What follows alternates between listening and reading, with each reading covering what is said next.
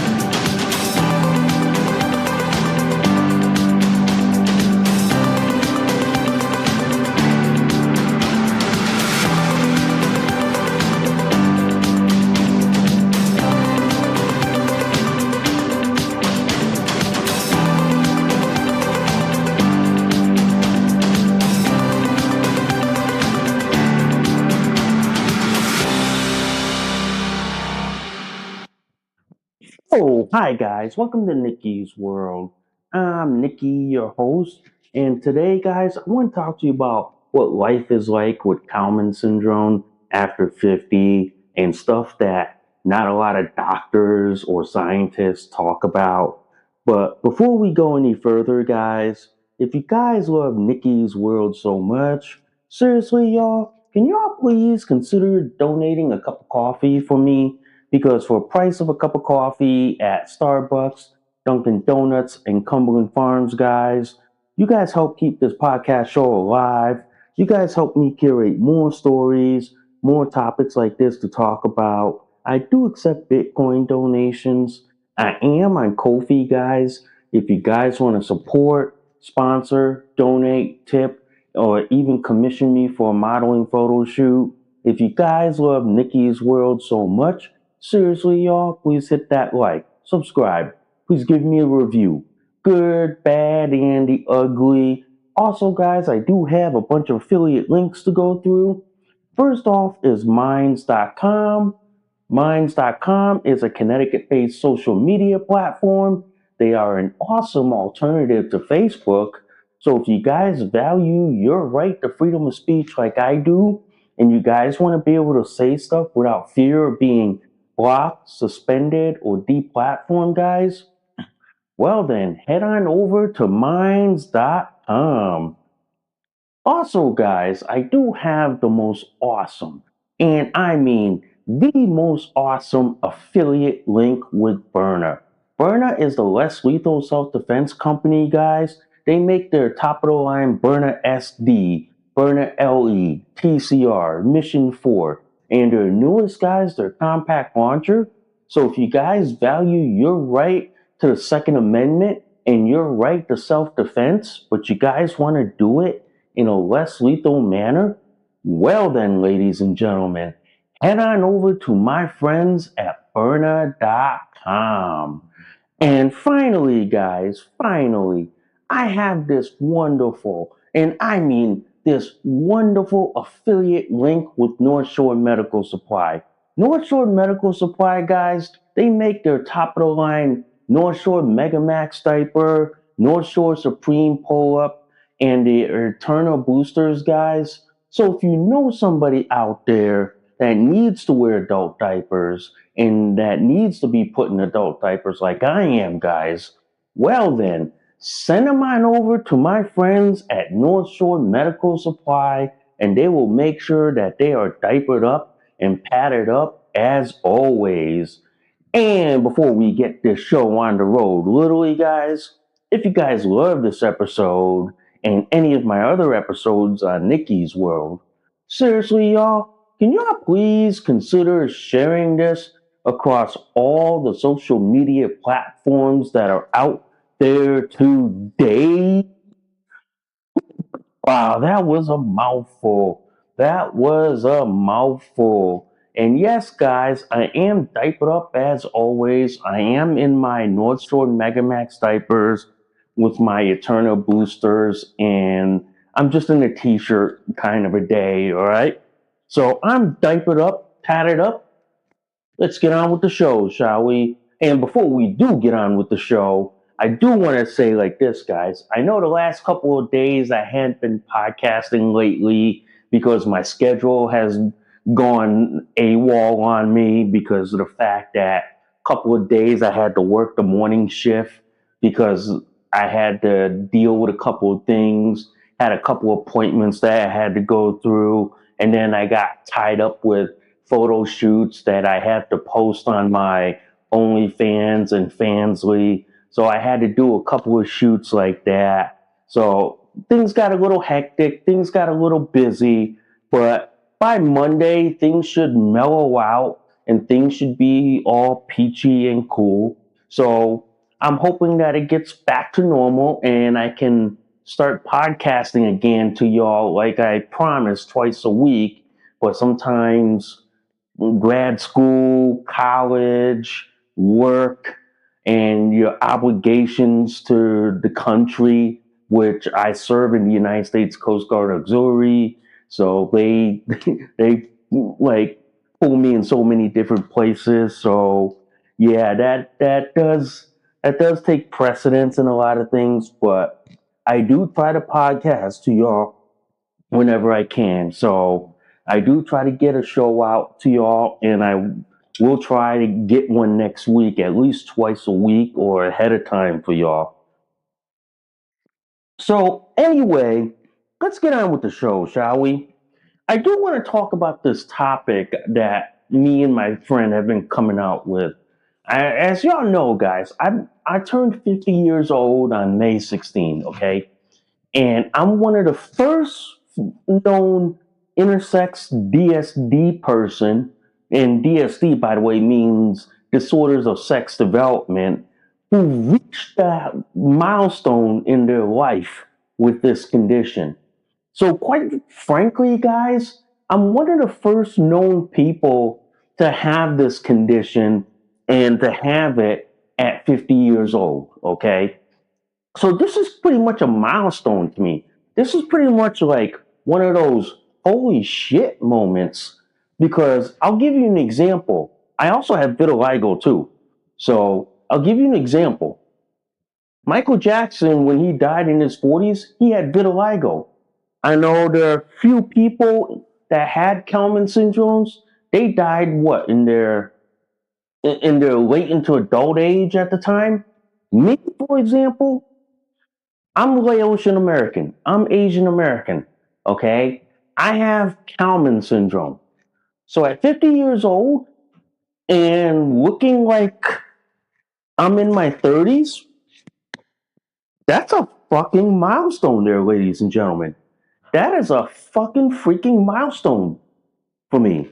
Because though I look at it like this, guys, 50 years old and I still have Kallmann syndrome, I'm like, wow. I'm like going like this, walking into a room, like, wow, holy cow. Yeah, that's what it is. That's what it looks like.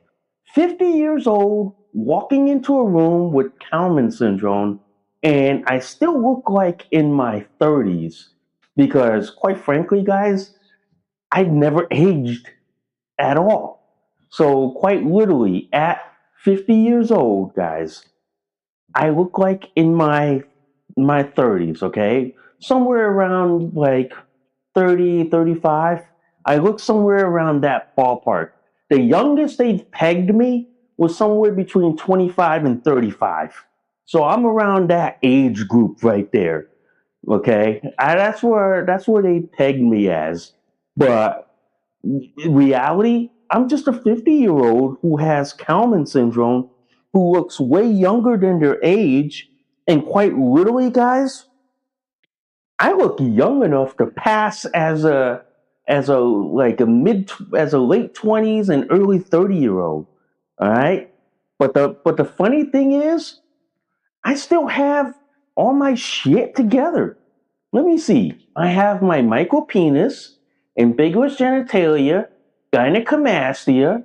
Okay.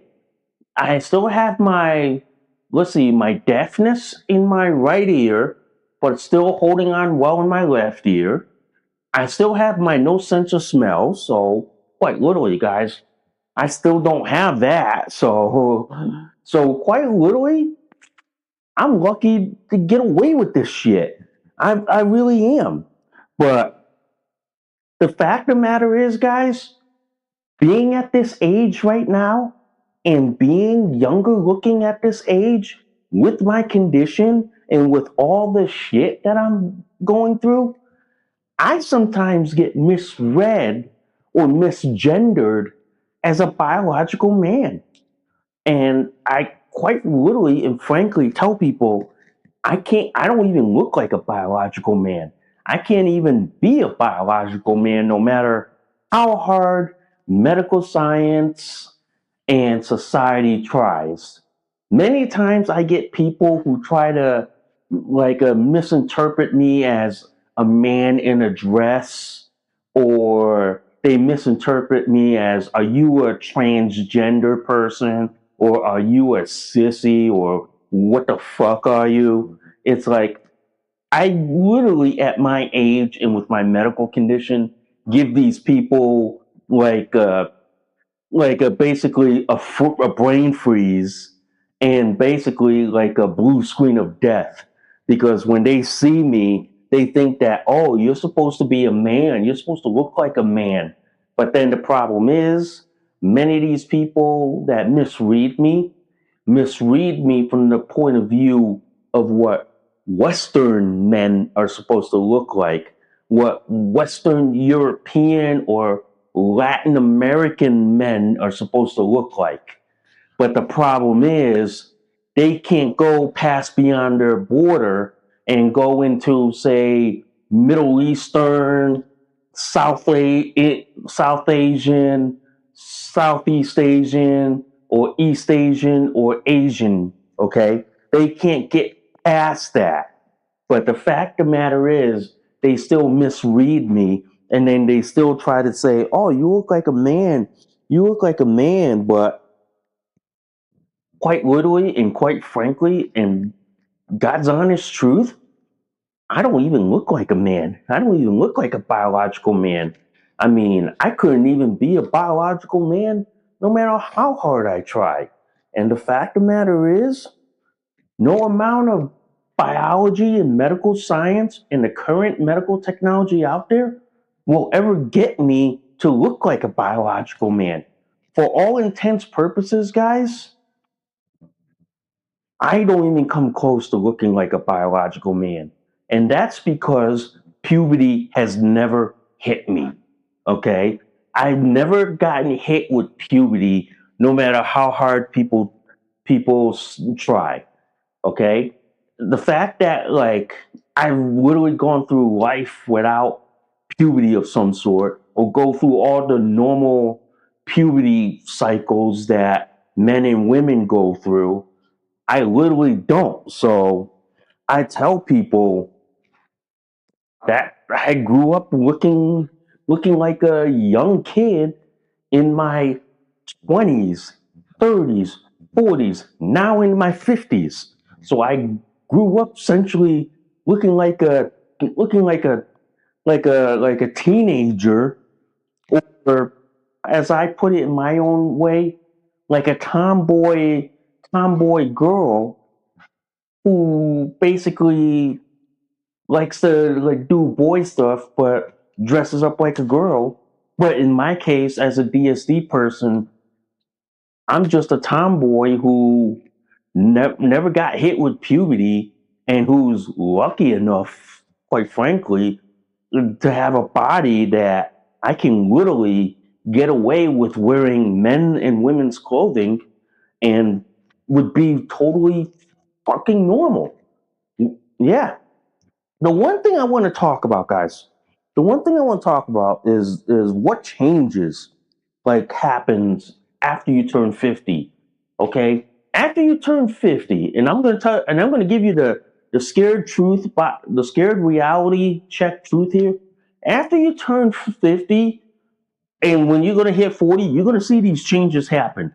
40 years old, you're gonna probably more likely go through like say, oh shit, you gotta have an EKG done every year. Oh shit, every two years, okay, every 2 to like 3 years, you're gonna have to have a tube up your butt for a colonoscopy exam. All right, that's one thing. Hormone-wise, nothing changes because I never produced hormones in the first place. So the only thing I'm able to do is like basically just be alive. And at that point, hormones, all they do for me is at least give me the appetite to eat. Okay, the fact that I'm born with no sense of smell, that scares a lot of people. That scares half the fucking human race because they can't comprehend the fact that, wait, you're born with no sense of smell? Yeah, I'm born with no sense of smell. And because of that, I take testosterone to give me the appetite to at least eat dinner, to eat food. Because if I didn't take testosterone and all that, food would not hit me like a nuclear bomb. Food would not hit me like a Moab. Okay, I would not be able to I would not be able to smell it even if I was on testosterone or estrogen. I would not be able to smell it. So for me, food has become like a way to like or testosterone has become a way to help me eat. And food is like why I have like a lot of the weight issues because hey, I'm on testosterone, and if I don't take testosterone, I can't eat. I know some people have often suggested that I go on medical marijuana, but that's not in my cards. That's not in my future. And I know a lot of scientists are still debating that issue for me, but that's something I watch very carefully. As far as eating wise, here's the big shocker in all this. Even though I'm on testosterone, I'm on hormones for the rest of my fucking life. Okay? The fact of the matter is, I cannot eat like a 20 and 30-year old anymore. I cannot eat like them anymore. Maybe in my 40s, early 40s, but once you get 45 and beyond, that becomes an impossibility. So now in my 50s, a small meal is like a big meal to me. But a big meal, it's like, oh shit, way too much. Now I have to eat like small portions instead of large portions. So think of it like this. It's like small is large to me, but large is too much. So that's why I tell people that I cannot eat big like everyone else. And I know that is hard for a lot of people to understand. I know it is, but it is hard. But the fact of the matter is, guys, at my age, oh my God. Yeah. And one thing I do want to touch on is like this. At my age now, certain jobs that I used to do that I want to do, like back then, I used to work in like say warehouse, like FedEx and Amazon. I used to work for them. Now I'm 50 years old. Now I have a lot of health issues like left owner nerve entrapment that sometimes is getting worse. But even the surgery, even though it helped a little, but you still get the side effect of it.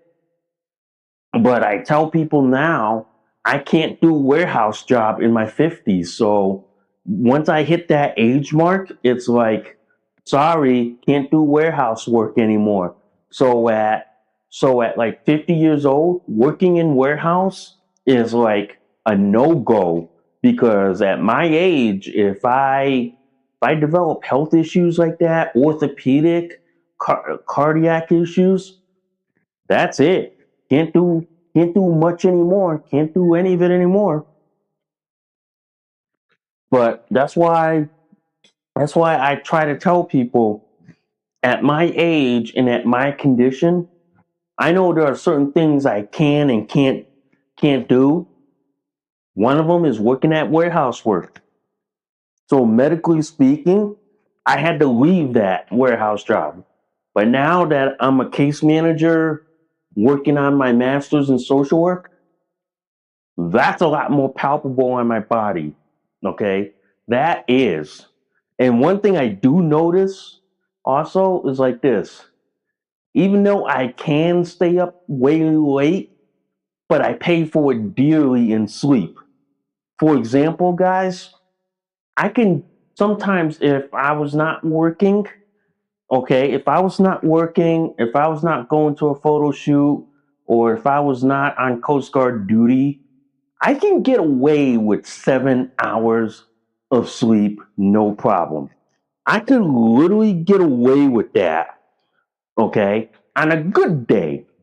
But on a regular day, I can get away with like what, 5 or 6 hours the most. And that's practically normal for me. That pretty much is. But to me, I'm still me. I'm still I'm still me. But the medical side of it, it's like this. I never aged at all. I hardly ever aged. I still look like in my 30s, even though I'm in my 50s. And I do know that I have female friends that often look at me and tell me that you don't look like you're 50. You don't even have gray hair, wrinkled skin, or like all the skin issues that come with aging. Well, for me, my only skin issue is vitiligo, so that's the one thing that you can tell that I do have that stuff. But the one thing I often tell people, I don't even look the age I'm in. I don't even look like my age. I don't even look like the age that I'm supposed to be.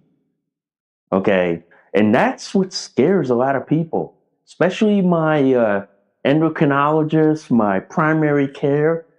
They look at me and they go like this: 50? You don't even look 50. You look more like a 30-year old than a 50-year old. And I do tell people this, that like when I'm in my 60s, 70s, 80s, or even 90s and I'm still looking like this, I have this one nightmare that will haunt me, is that if I still look like this in my 60s, 70s, 80s, 90s, and I still look like this, I'm telling you, if they ever figure out the fountain of youth out of me, I will never ever be able to walk out of my bedroom alive. I'll probably have I'll probably have like the entire female population hunting my ass down and then asking me for the fountain of youth gene, or trying to suck the blood so they can like probably do DNA testing, trying to find what drugs they can make out of this that work. But I'm just telling them, it's all in the hormones. It's all in the hormones. It's how you control your hormones. If you can dial it in very well and control it very well, you're more likely finding the cure that way. But for now, I'm just a medical oddity. I'm just one of those people like this. After 50, yeah, I'm still living it. I'm still living it. But the one thing I do tell people after 50, emotionally, I'm still here. I'm still kicking. I'm still alive. I'm still in one piece. I'm still doing my thing. But the only thing is, I'm not being heard. I'm not being seen. I'm not being recognized. My opinions, my viewpoints, my beliefs. Yeah, I'm I'm still like what? In the back room while everyone else in the front of the room is getting all the attention? Yeah. So for me, guys, emotionally, I still think of myself like this. I still think of myself like I'm still in my 20s and 30s rather than in my 50s, okay? I know internal wise I'm aging, okay?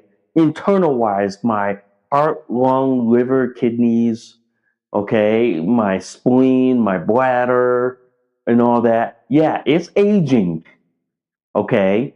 But mentally, I still think like I'm in my like 20s and 30s.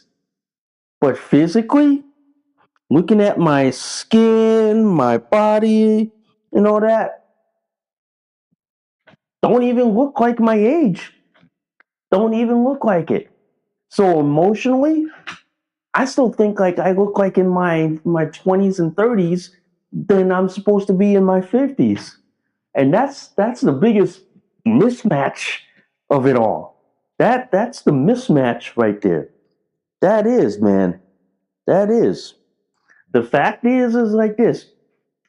I look like in my I'm emotionally feel like I'm in my 20s and 30s.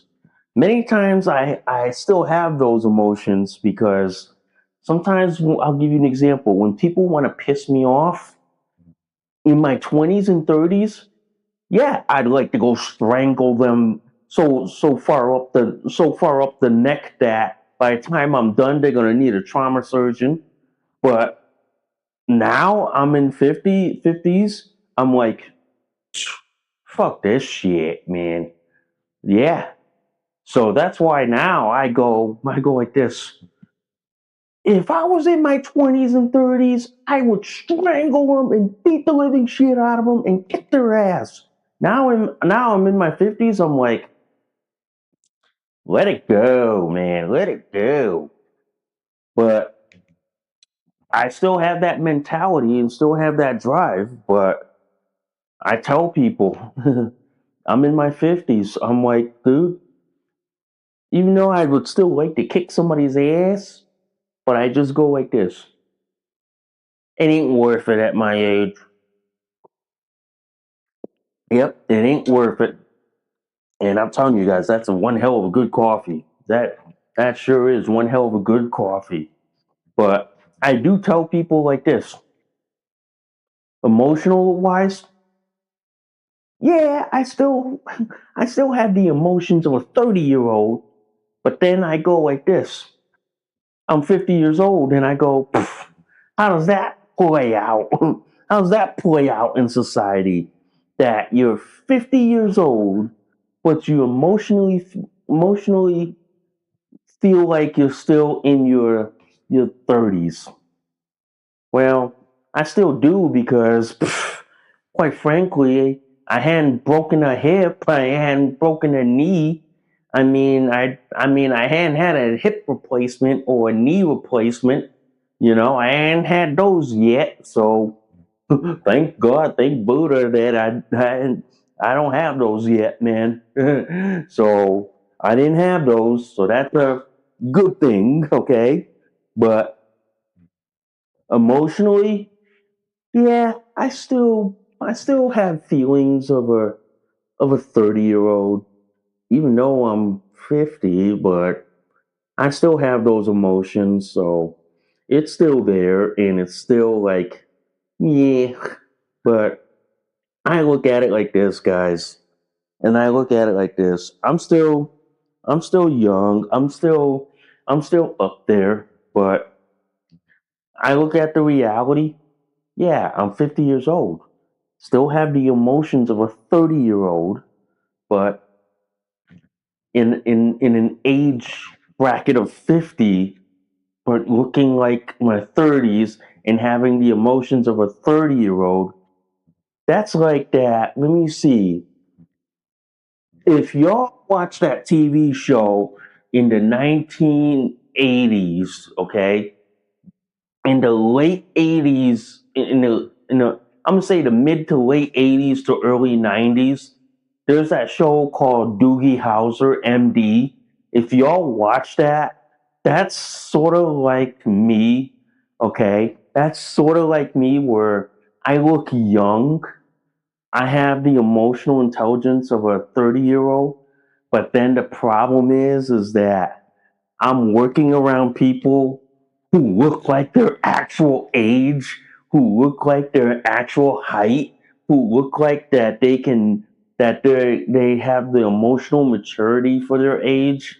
But for me, I'm 50 years old, but I have the emotional maturity of a 30-year-old. So that's what I have, and that's where I'm at with all this. So that's why I tell people is like this. For me as a DSD person in my 50s, I'm like a Bigfoot in the world. A lot of people, like, when they talk about sex and gender, about men who identify as women or women who identify as men, that's what they see in society. But when I show up, boy, I give people the brain fart, the blue screen of death, and the glitch in their brain, which is like it's stalled out, and it's like that's what happens when I show up. When I show up, people like have that blue screen of death moment in their brain, trying to figure out who the fuck is this DSD person, 50 years old, but looks like a 30-year-old. That's what happens when I show up. When I show up, I give people the blue screen of death moment. And a lot of these people can't figure out, like, how the hell is this possible? How the fuck is this possible? Okay?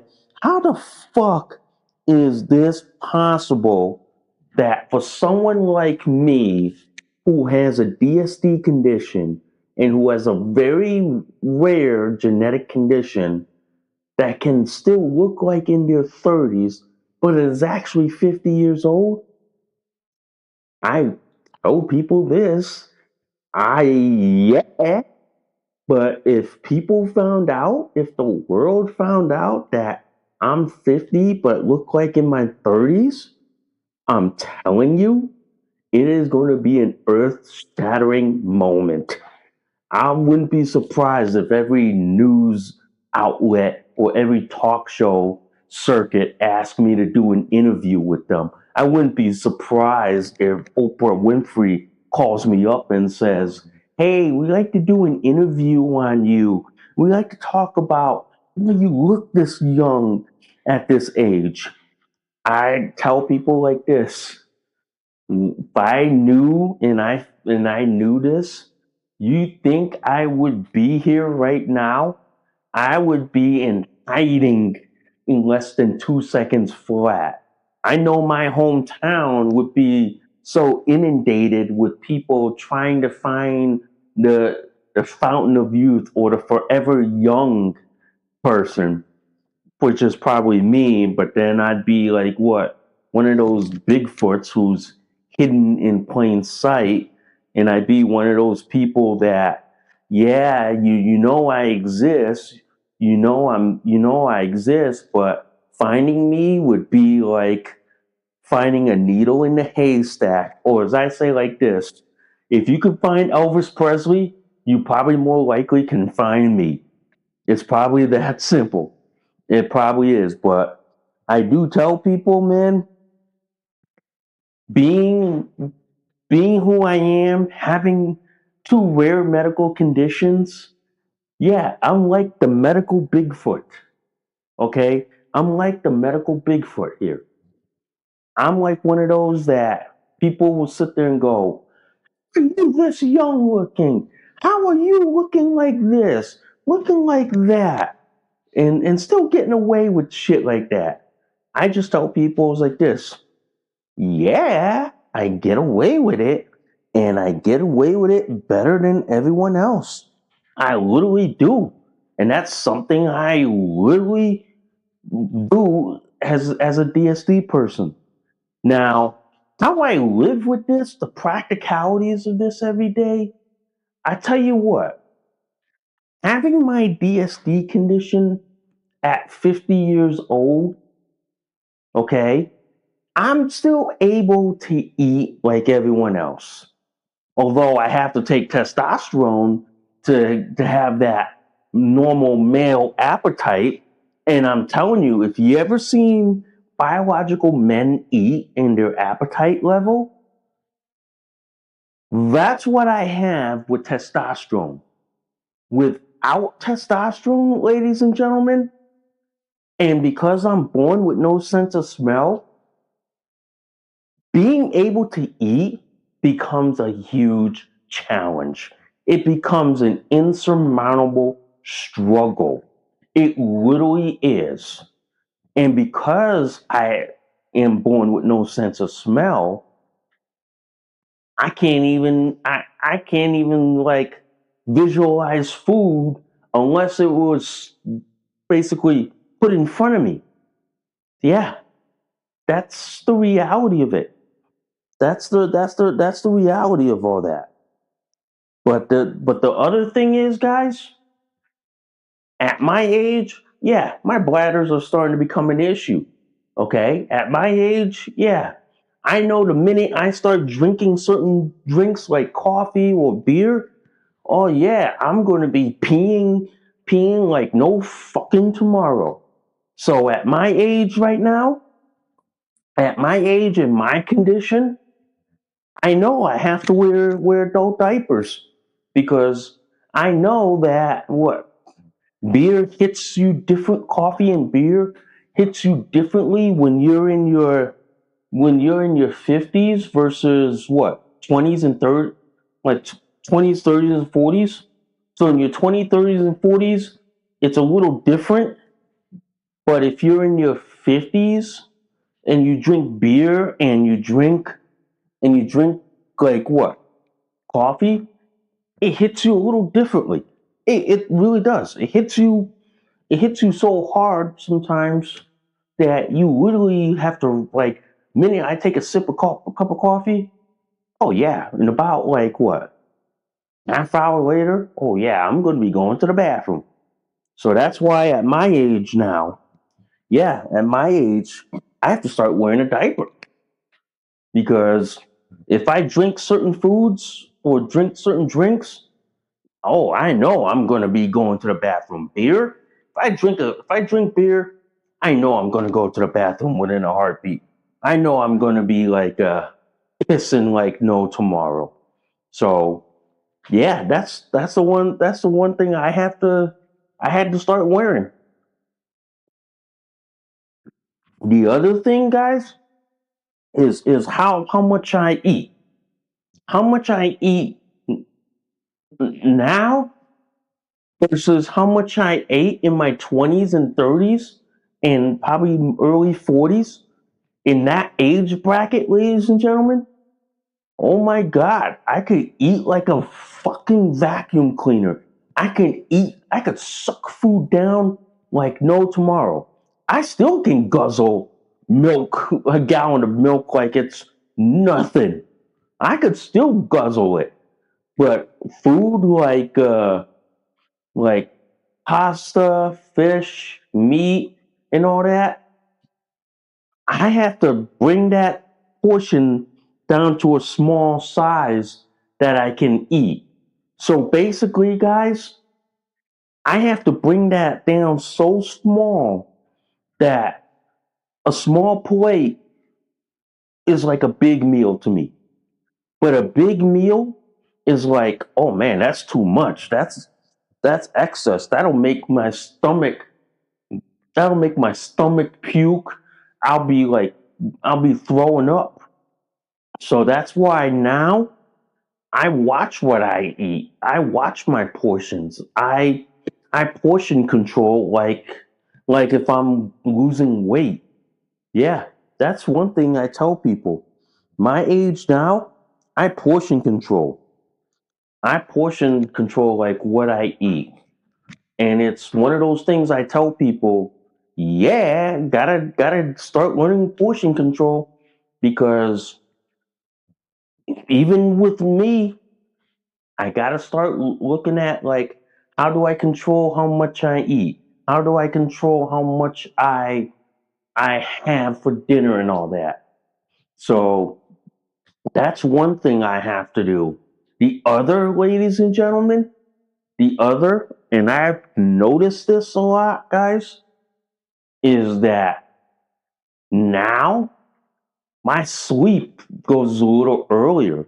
Most times I would sleep like at like 11, 12 o'clock, almost close to midnight. Now I just go to sleep like what, 9, 10, almost about the end of about 11:30.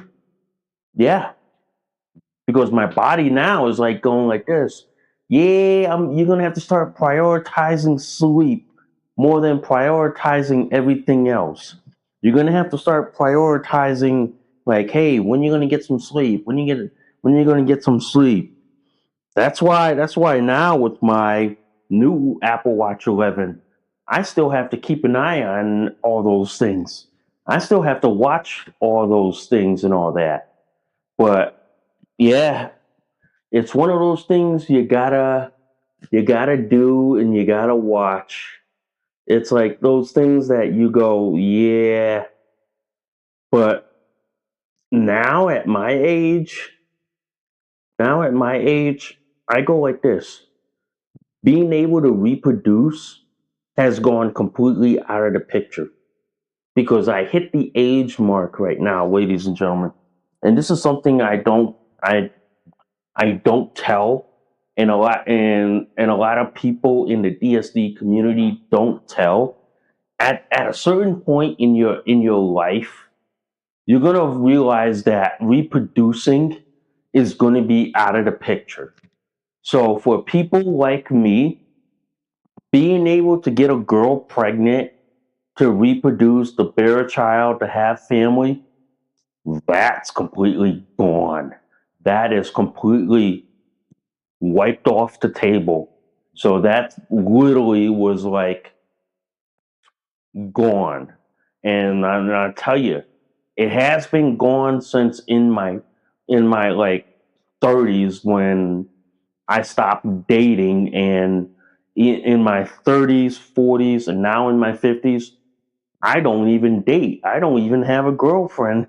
Okay? I don't. So the prospect of reproducing and getting a biological woman pregnant, that's off the table. That's completely off the table. And that's like, yeah, that's not going to happen anytime soon. That is never, ever going to happen anytime soon. But like the reality of all this is that, yeah, physically, I'm 50 years old. Mentally, I still think like I'm in my 30s or 40s, okay? And don't have any gray hair because, quite frankly, I color my hair. So I color my hair anyway because I don't want to see gray anyway. So don't have any gray hair, but Don't have any wrinkles in my skin, so that's a saving grace for that. But yeah, that is the biggest advantage of it all. But I do want to say like this, guys. I do want to say like this to the younger DSD people out there who are coming out with having these conditions like Klinefelters, Turners, AIS, Kallmanns, CAH, Swires. Okay, I'm telling you right now, you're gonna age with this condition. You're gonna age with this until you're either buried, cremated, or cryogenically frozen. So you're gonna carry this condition with you until you're either buried, cremated, or cryogenically frozen. Either one of those three is going to happen. But you're going to carry that condition into your 20s, 30s, 40s, 50s, 60s, 70s, 80s, 90s, or even up to your hundreds. You're going to carry this, okay? Your doctors may not tell you this because they don't want to scare you, but the reality is you're going to carry this condition into your old age, okay? You're gonna probably look younger than your age. Okay, some conditions will let you do that, but some conditions will make it like a little bit harder. But the hardest part of all, guys, is that some conditions out there, as you get older and older into your 30s, 40s, or even 50s or 60s, reproducing becomes an impossibility at that point. And that is the biggest shocker of it of all right now is that once you hit 50, reproducing at that age becomes a question of why. And then it also becomes a question of why do you want to reproduce? Why do you want to have kids at this age and this age? That becomes a question mark. Okay. So this is why I tell a lot of young DSD people, if you got the chance to reproduce and to be viable, for God's sakes, take up the chance. Okay. Take up the chance. But for me, I'm 50 years old right now. I have Kallmann syndrome.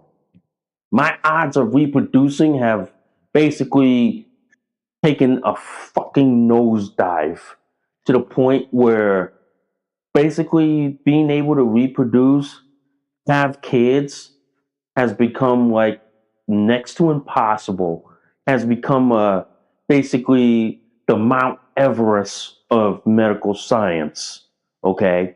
It's become the Mount Everest of it all. And to make that even happen, it's like pretty much it's going to be like the little old next best thing. It is. But I do want to say like this, guys.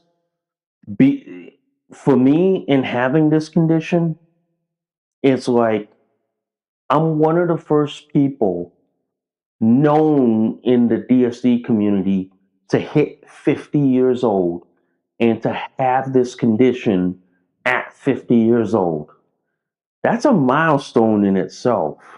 And I wouldn't be surprised if my chief of endocrinology decides to do a documentary, like a longevity study on me, and to see like how long am I going to live with Kallmann syndrome. Wouldn't be surprised, and I wouldn't be surprised if they talk to me about cryogenics or cryonics as a way to preserve my body and to to basically hope that future medicine in say the next century or the next millennium and a half could probably fix what current 2026 technology can't do. So That's the hope of all that.